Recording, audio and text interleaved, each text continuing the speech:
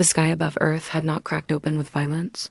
It shimmered one evening, just slightly, like the surface of a pond catching the reflection of a falling star.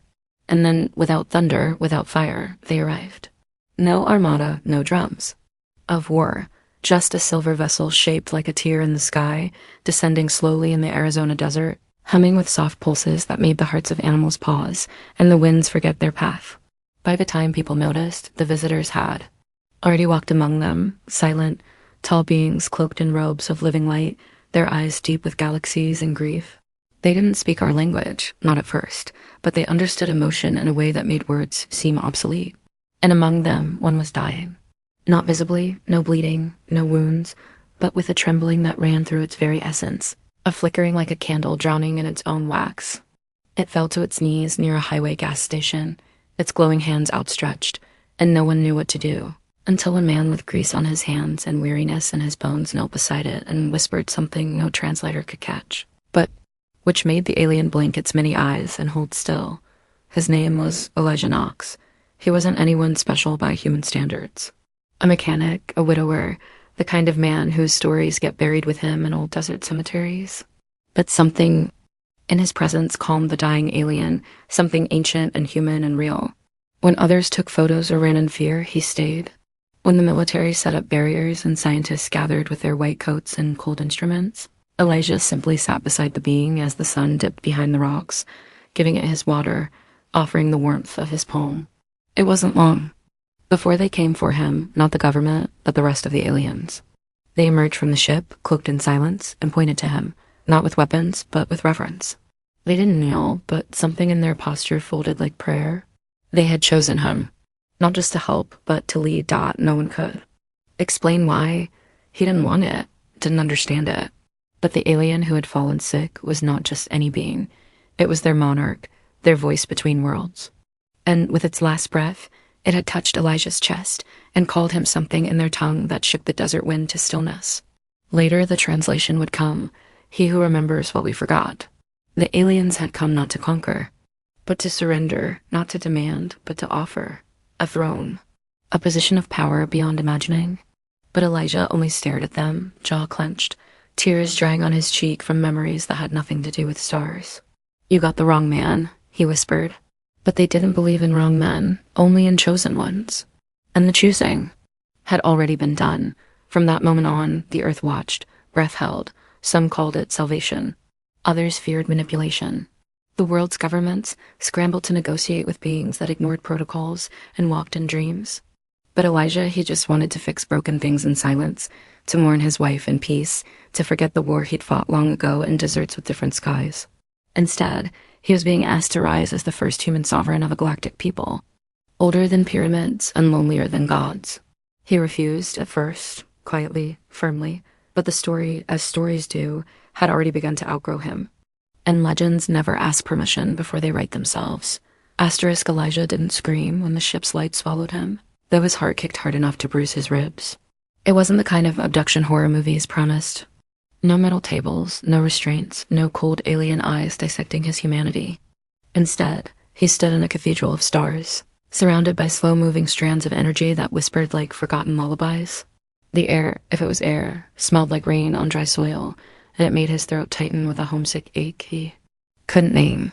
The beings, the ones who called themselves the K-Rain, moved without touching the ground, trailing veils of light like echoes made visible. They regarded him with a reverence that made him uncomfortable, like a priest forced into a sermon he didn't write. He was just a mechanic, a man who buried his wife 2 winters ago and hadn't spoken to his brother since the war. Not a savior, not a symbol, and certainly not a ruler of anything beyond rusted bolts and memories. "I'm not what you think." "I am," Elijah said, voice rough as gravel, words falling like stones in that endless space. One of the Kyrene approached, the smallest of them, slender and luminous, with eyes that seemed to hold both oceans and fire. She was the daughter of the dying monarch, though they used no titles, only bonds, and she had watched her father fade into ashlight on Earth's sand. She did not speak with lips, but with something deeper. Her thoughts wrapped around his like a gentle tide. You grieved with him when none did. You stayed when others ran. That is what makes you worthy. He turned from her, fists clenched. That's not leadership. That's just being human. And for the first time, the Cairene showed something that was not reverence, but curiosity. The kind that children show when they see a storm for the first time. Being human, she repeated softly, tasting the phrase like it was a new element. Then teach us. He could have laughed, but the weight in her gaze made it stick in his throat. They had power that could bend planets, ships that crossed dimensions, knowledge that reached into time's deepest cracks, but they were asking him how to feel pain, how to carry grief without being consumed, how to live in imperfection and not wither. Elijah didn't know how to teach that. He didn't even know if he was still doing it right. Most days, he just woke up and tried not to fall apart. But somehow, that's what they wanted. Not his brilliance, but his struggle. Still, he resisted. He asked them to take him home, to find someone else. He named scientists, diplomats, spiritual leaders. But the Cairene only bowed their heads and said none of them were chosen. You touch the dying flame with open hands. You are the ember that endures. He stayed awake in the glowing chambers of their ship, listening to the soft hum of the stars. He thought of his wife, Miriam, and how she used to laugh when the toaster broke, as if the universe had sent them tiny jokes. She had taught him empathy without ever calling it that. She made kindness a reflex. And now she was gone, and these beings from beyond the edge of knowing were asking him to share something she'd planted in him long ago, in the days that followed. Elijah didn't take the throne. He sat in their great councils, but never stood. He answered their questions, but only when they asked gently. They showed him visions of planets they'd healed, of civilizations they'd absorbed into their harmony, and yet they admitted something had been missing. Their society was without war, but also without something else they couldn't name. Passion, chaos, hope.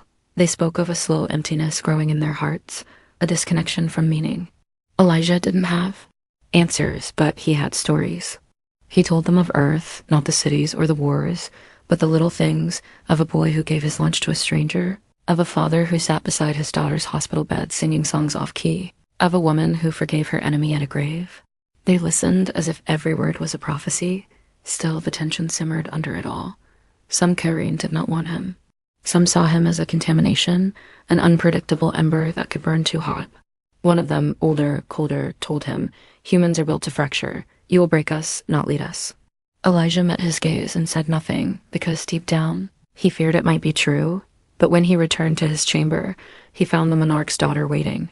She had been listening to his dreams, not out of intrusion, but reverence. She had seen the pain buried in his memories, and instead of retreating, she had leaned into it. Why me? He finally asked, voice breaking. She looked at him, not with awe this time, but something deeper. Because when you hurt, you still reach outward. That is what we have forgotten. And that is why we came. Elijah didn't answer. He only nodded slowly, grief curling in his chest like an old friend, and for the first time since he stepped aboard the ship, he stayed in the quiet long enough to feel something like purpose stirring, not comfort, not clarity, but motion. The kind that says the story is still being written. Elijah began to walk the halls of the ship, not as a prisoner or guest, but as something else, a bridge, perhaps, between the infinite silence of the stars and the tender chaos of humanity. The Cairene vessel was not made of metal or glass. It pulsed like a living thing, soft and warm beneath his bare feet, responding to his presence with gentle ripples of light that flowed with his breath. The more time he spent aboard, the more he began to understand, not through translation devices or words, but through feeling. The ship responded to emotion. It lit up with memory, adapted to grief, softened in the presence of compassion. It was not a machine, not really. It was a mirror of its people. And as Elijah wandered through its winding passageways, he saw more than alien beauty. He saw loneliness, elegant, ancient loneliness wrapped in power and perfection. He was not alone in these walks. Always near, sometimes behind him, sometimes beside, was Hurt, the monarch's daughter, who called herself Marie. She spoke little, even by their standards, but she listened with an intensity that made Elijah feel transparent.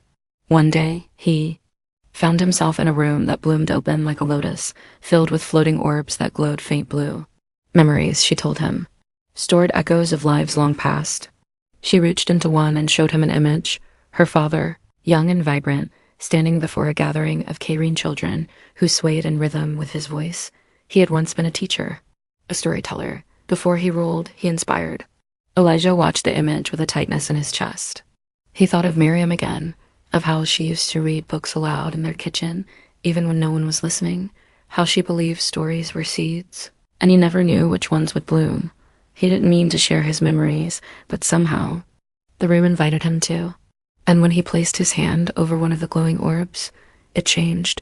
The blue turned amber, and suddenly Murray was watching a memory through his eyes. A hospital room, Miriam's hand in his. Machines whispering death, the world narrowing to the weight of her breath, her smile. "Promise me you'll still see beauty," she whispered in that fading light, "even when I'm gone." Elijah hadn't kept that promise, not really. He had drowned in routine and silence, in the pain of waking up and finding the bed too cold. But now Murray was seeing it, feeling it, and her luminous form shivered with the weight of his loss. When the memory faded, she turned to him, her face unreadable, her voice like broken starlight. "This is what we lost," she said, "the ache that still sings. We once felt it." Then we forgot how they began to talk more after that, not in structured conversations, but drifting exchanges between wonder and sorrow. Elijah asked questions. Why had the caring come now, after so long hidden among galaxies? Why Earth? Why him? Ray confessed they had reached an evolutionary stillness, a kind of eternal peace that came at the cost of depth. They did not suffer as humans did, but they also did not grow.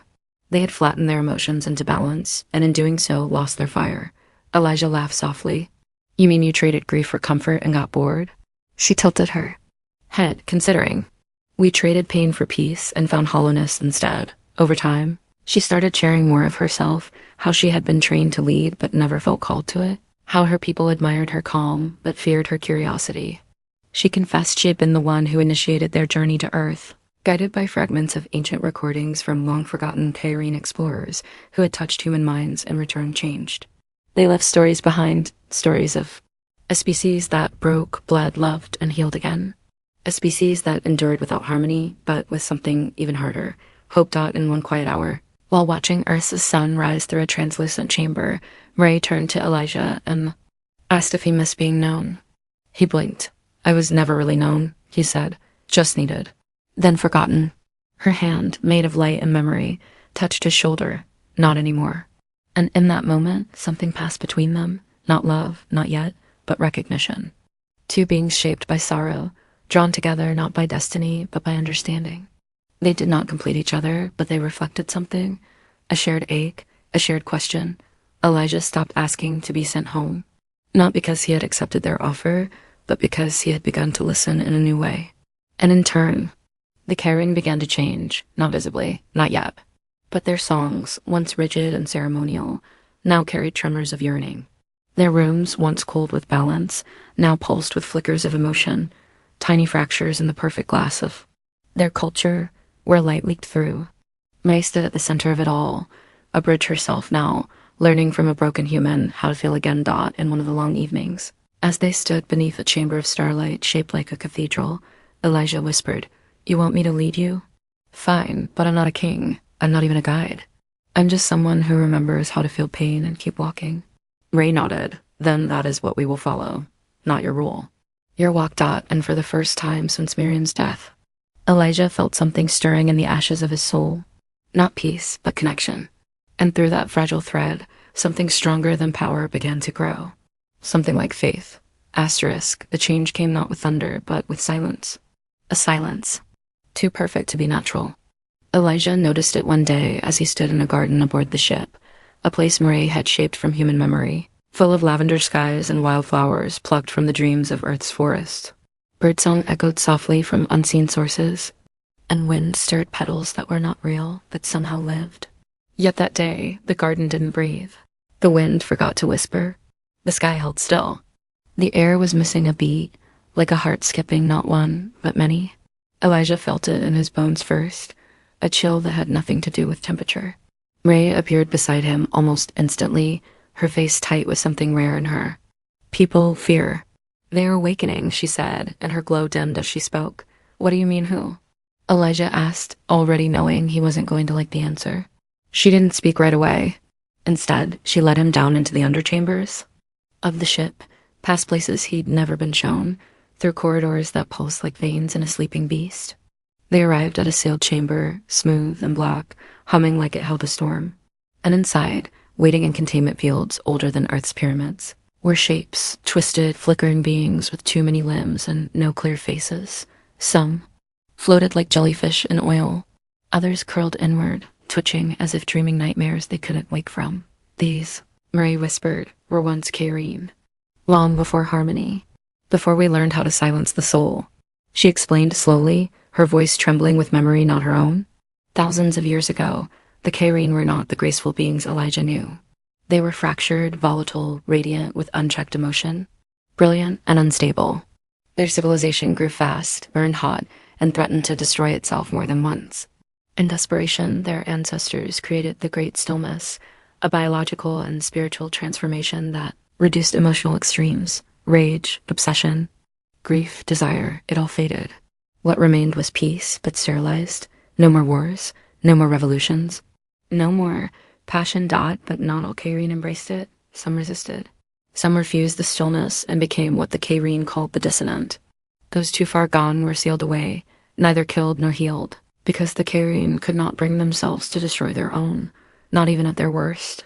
Instead, they buried the dissonant deep in their ships, in vaults of stasis, preserved and forgotten.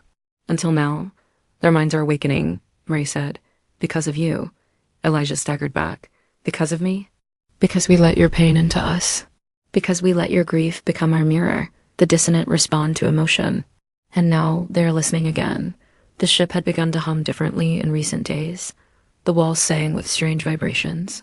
Dreams leaked into waking hours. Kairine citizens were reporting bursts of feeling, sorrow without warning, rage in the middle of song, joy that made them weep.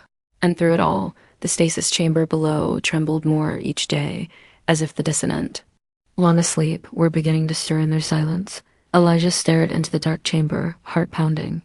He saw one of the dissonant twitch and twist in the field, and for a moment, just a flicker, he felt its pain. It wasn't evil. It wasn't monstrous. It was raw, screaming without a mouth, crying for something lost. You didn't just erase emotion, he said slowly. You locked it away, buried your shadows instead of healing them. May turned her face away. We didn't know how to heal. We still don't. We only know how to forget. That was the truth of their harmony, not peace earned, but pain denied. Elijah understood now. The Kairine had come to Earth not just because they saw something in him, but because something in them was beginning to break. His presence had awakened more than just curiosity. It had stirred the wound they had tried to pretend wasn't there. And now the dissonant, exiled avatars of what the Kairine used to be were rising, not to destroy, but to be heard. But not everyone wanted to listen. That night, a council was called. Not a gathering of gentle minds, but a crisis assembly. Of elders, their forms rigid and cold. Some blamed Elijah outright. You have infected us with grief, with instability. We should have never invited the human inside. Others warned of the dissonant escaping and undoing centuries of peace. They demanded Elijah be removed, sent back to Earth, memory wiped, connection severed. He said nothing. He just stood there, listening, fists clenched at his sides. And then Marie stood. She did not raise her voice, but it carried like a bell. No, he did not bring this pain. We did. By pretending we could live without it. She turned to Elijah, then back to the council. He is not the disease. He is the mirror. And the cure lies not in exile, but in listening to him, to ourselves, to the shadows we locked away. But a fracture had begun. Some Kairine rose in protest, their robes flaring with dark light. Some feared too much had already changed. And Elijah saw then what lay ahead. Not a coronation, not a quiet transformation, but a reckoning. The dissonant were not monsters. They were truth incarnate. And truth never stayed buried for long. Now, he wasn't just a symbol. He was the spark. And sparks, once lit, only lead to fire. The dream hit him like a tidal wave in the middle of the night cycle. Elijah had grown used to the strange textures of sleep aboard the Kairine ship, how dreams didn't always stay in his head, how sometimes his thoughts drifted like smoke into the walls, and others' dreams drifted back. But this one wasn't his. It was the dissonance. He knew at the moment he opened his eyes inside the vision and found himself standing on a battlefield that had never touched Earth. He was barefoot in a sea of broken light. Buildings twisted like crying statues loomed in the distance. And in the air, thick as ash, was grief. Not just one person's sorrow, but millions, woven together, vibrating like a choral scream too vast for words. He turned and saw her, not Marie, but something like her. A version scorched by time and shadow, her body covered in cracks of dark flame. She did not speak with words, only presence. And in that moment, Elijah understood this was a memory from the dissonant, a broadcast from one of the locked-away souls, a flare of identity struggling to reach through the walls that had held it down for eons. The vision pulsed once, twice, then snapped away, and Elijah woke gasping in his chamber, heart hammering like it wanted out of his chest. Ray was already there, her glow sharp with worry. "You felt it?" he whispered. She nodded. One of them reached out. "Directly to you, Dot. It wasn't just a dream. It was a cry. A warning, and then the alarms began. A ripple spread through the K-Rain ship. Not sound but sensation. A rupture of harmony so deep it rattled the walls. Somewhere, deep in the stasis chamber, one of the dissonant had broken through. Not fully awake, not fully free, but no longer fully asleep. The containment field had fractured, and the being within now thrashed with a power that warped space like heat bends a desert road. The council convened again, this time with desperation cloaked as resolve. The decision was swift, brutal, and unanimous among the fearful. The dissonant vault must be destroyed. All of it. The remaining Kyrene, who had long doubted the wisdom of preserving their twisted siblings, now declared it an existential threat. They called it a mercy, a purification, a return to stability. Elijah stood before them and said, "This is genocide." The word hung in the chamber like smoke, bitter and thick. Some flinched. Others hardened. Ray remained silent, her face a still pool, but her hands trembled. "You buried them alive," Elijah said, his voice rising for the first time since he'd arrived. "And now that they're waking up, you want to kill them for remembering?" "They're dangerous," an elder said coldly. "They're what we tried to escape." "They're you," Elijah snapped. "The part of you that feels too much, hurts too much, wants too much. And you're terrified that if they live, you'll have to face yourselves." A heavy silence. Then Ray stepped forward. "We have a choice," she said. "We can purge the chamber and silence the pain again. Or I can try to reach them, to understand what they have become." Another voice spoke up from the back, one of the younger Kyrene, who had been quietly observing Elijah for weeks. "But what? If they destroy us? What if they consume us with their chaos?" Elijah turned, slowly, deliberately. "Then at least you'll feel something real before the end. Because this," he gestured to the luminous walls, the perfect air, the quiet so deep it echoed in the soul. "This isn't living. It's just surviving without bleeding." The room split.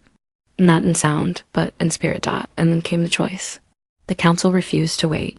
Within one rotation, the stasis vault would be purged. Ray, torn between duty and conviction, begged Elijah to consider escape, to return to Earth while he could. They had begun to lock down systems. He was being watched, whispered about, but he said no. "I'm not leaving," Elijah told her. "Not when you're still trying to listen. Not when they're trying to speak." She looked at him, trembling. "If you stay, you may die with them." He stepped forward, close enough to see the sorrow in her glowing eyes. "Then I'll die standing with the part of you no one else will stand for." Later that night, he made his way down to the Forbiddance chamber, aided by a few of the quiet rebels among the Kyrene who had begun to feel their own emotions stir, who had tasted grief through Elijah and couldn't forget it. He slipped past sealed corridors, down into the vault, and stood before the fractured field that trembled with the presence of the half-wakened dissonant. The being within was barely formed, a storm of shifting light and tangled thought, but it saw him, and it recognized him. He stepped forward. "I'm here," he whispered. "I remember, and I'm not afraid of you." The being twitched, not in hostility, but in hunger. Hunger for something it had lost. Elijah reached out his hand, not knowing what would happen. Not caring. It was no longer about survival or legend. It was about something deeper, redemption. Not his own, but theirs. The purge countdown had begun above. 20 hours, and Elijah was not going anywhere. The ship pulsed with tension. It wasn't just the approaching purge. It was the air itself, thick with anticipation, with fear, with the slow cracking of a dam built over millennia. Elijah stood inside the stasis vault, the only human ever to walk there without fear, with his hand outstretched toward the dissonant creature before him. It hovered like a tangle of shadow and lightning, its form shifting between alien and something almost human. It didn't lash out, it didn't speak, but it felt. Every emotion Elijah carried into that chamber echoed through the walls like music in a cathedral. And still, above him, the purge sequence ticked closer. He turned as Ray arrived, breathless, her glow frayed and flickering. She had defied the council to follow him. "They've begun final preparations," she said. "We have less than 4 hours. If we don't stop it, we don't stop it," Elijah said firmly. "I will," she blinked. "How?" "By giving them no choice but to listen." Before she could stop him, Elijah stepped into the containment field. It wasn't open. It wasn't supposed to be possible, but something in the dissonant let him in. The field rippled around his body like warm wind, then parted. And suddenly he was inside, surrounded by a storm that felt like it could rip galaxies apart. Images flashed before his eyes, not sights but memories. Cities burning, songs dying mid-note, children screaming, K-Rain elders collapsing under emotional waves too deep to swim through. And then, amid all the chaos, a single moment, a dissonant. Child, eyes wide, being pulled from its mother as she was sealed in one of these vaults. Screaming, pleading, then silence. That was what they had buried. Elijah fell to his knees, overwhelmed by it. You weren't monsters, he whispered. You were broken, abandoned, lied to. The dissonant shifted. A new image formed. Elijah holding Miriam's hand. His pain, his love, his helplessness. The being took that memory and wrapped around it, as if drinking it in like water. And then, through the echo of thousands of locked-away voices, a thought came, shaky and strange. Remember us. Elijah rose slowly. His body trembled. His mind ached. But his voice held. Yes, and I won't let them erase you again. Somewhere deep in the ship, the alarm began its final chime. 30 minutes to purge. Murray stared at him from beyond the field. If you stay in there, you'll die. I'd rather die feeling than live numb. She looked away, tears forming, as beads of soft fire in her luminous eyes. Then Elijah turned to the ceiling, to the invisible eyes of the council watching through their ever-present monitors, and he spoke. You want to destroy them because they scare you, he said, because they make you feel things you don't want to feel. But here's the truth. If you kill them, you kill the only part of yourselves that's real, the part that cries, the part that loves, the part that regrets. His voice cracked, but he kept going. I know what it means to be broken. I know what it means to wake up every day and feel like you're falling apart, but I also know what it means to keep going, to find someone in the darkness and hold on. That's humanity. That's what you saw in me. And it's what you've tried to bury in yourselves. 15 minutes. The walls trembled. I'm not leaving this chamber, he said. Not unless you shut it down. Not unless you choose to remember who you are. There was silence then, a silence deeper than any void, heavier than space. And then something impossible happened. The dissonant knelt not in submission. In trust it bowed its chaotic form, placing one of its impossible limbs across its own. Chest in a gesture Elijah had never seen, but which felt sacred.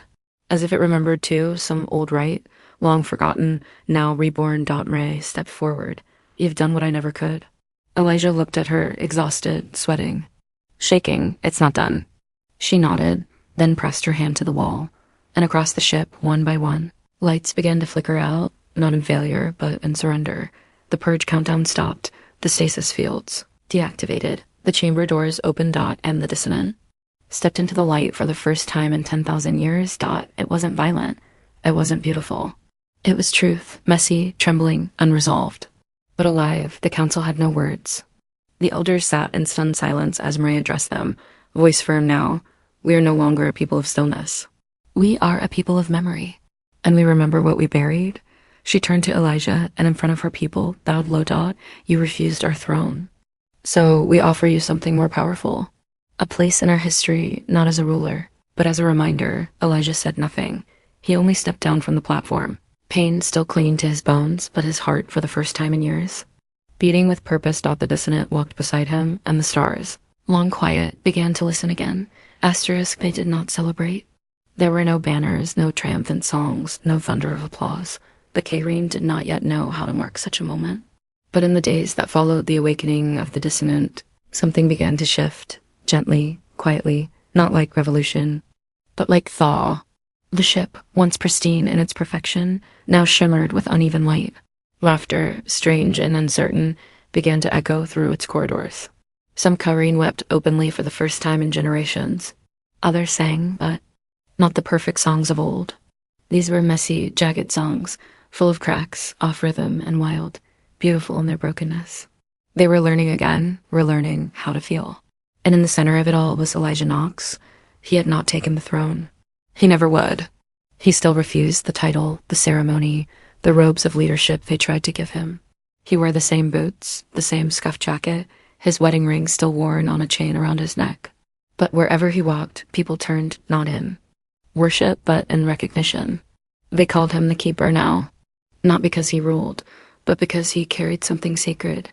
The memory of pain, the map of healing, the dissonant, once monsters locked behind shimmering walls, were no longer hidden. They walked among the others slowly, watched closely, still feared by many. But Elijah stayed near them, and in his presence, fear gave way to curiosity.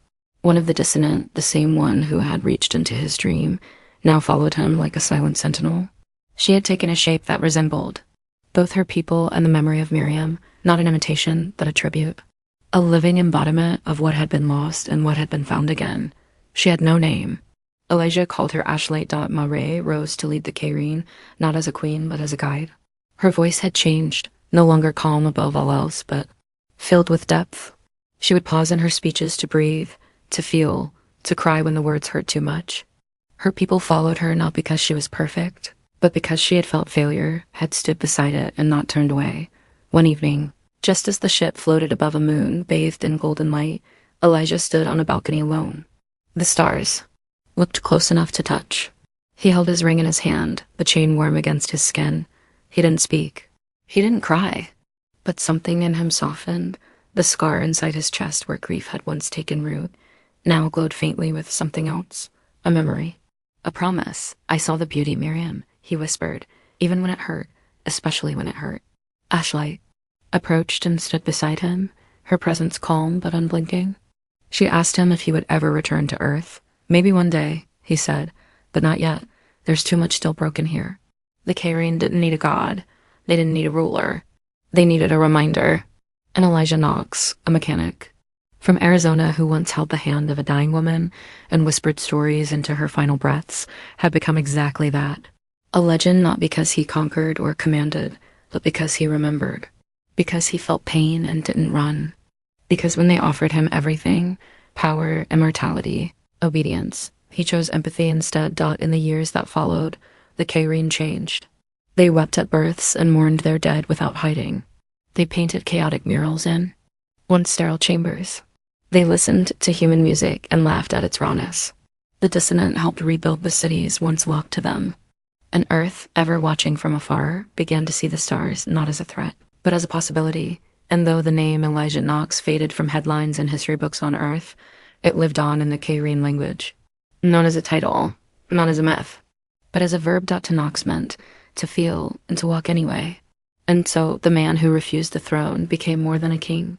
He became a turning point. He became the heart the stars had forgotten.